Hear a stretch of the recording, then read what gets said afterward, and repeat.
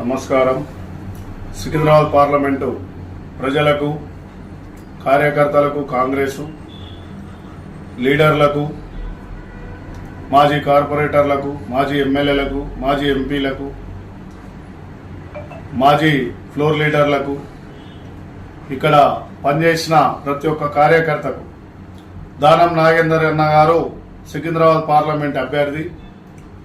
దానం నాగేందర్ అన్న గారికి మనము చేతి గుర్తుకు ఓటేసి గవర్నమెంట్ పథకాలు ప్రజలకు తెలిసినాయి కాబట్టికనే మనకు ఓటేయడానికి సిద్ధపడ్డారు. సికింద్రాబాద్ పార్లమెంట్లో ముఖ్యంగా మన లోకల్ వ్యక్తి దానం నాగేందర్ అన్న గారంటే మన స్థానికుడు, మన సికింద్రాబాద్ పార్లమెంట్లో స్థానికుడు, మన హైదరాబాద్ బిడ్డ.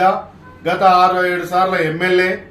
గతం నుంచి కూడా హైదరాబాద్లో ఎంతో నియోజకవర్గాలలో యువకులకైనా NSUI youth Congress minority cell, SC cell, OBC డిపార్ట్మెంట్లో ఓబీసీ డిపార్ట్మెంట్కి ఎంతో ప్రోత్సహించి ముందుకు తీసుకుపోయి యువకులని ఈరోజు పెద్ద లీడర్లను చేసిన వ్యక్తి దానం నాగేందర్ అన్న గారు.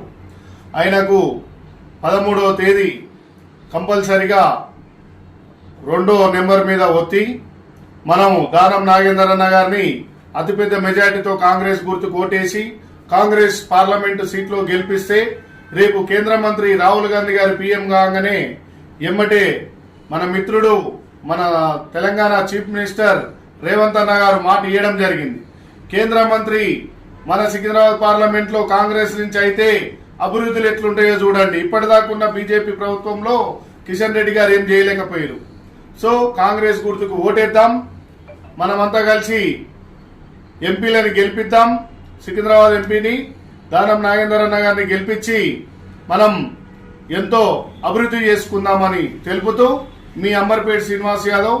జై తెలంగాణ, జై హింద్.